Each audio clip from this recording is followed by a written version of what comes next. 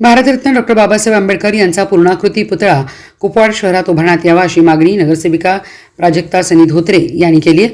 कुपवाड शहरात भारतरत्न डॉक्टर बाबासाहेब आंबेडकर यांचा पुतळा उभारला जावा अशी मागणी नागरिकांची गेल्या अनेक वर्षापासून आहे। महापालिकेची महासभा सुरू असताना नगरसेविका सौ धोत्रे यांनी महापौर धीरज सूर्यवंशी आणि उपमहापौर गजानन मगदूम यांच्याकडे केली। भव्य असा पुतळा उभा करण्यासाठी मोक्याची जागा शोधण्याची सूचना मनपा प्रशासनाला केली आहे। आज महासभेमध्ये बाबासाहेब आंबेडकरांच्या पूर्णाकृती पुतळ्याबाबत विषय मांडला। संपूर्ण कुपवाडकरांची समस्त समाजाची मागणी होती की कुपवाडमध्ये डॉक्टर बाबासाहेब आंबेडकरांचा पूर्णाकृती पुतळा झाला पाहिजे।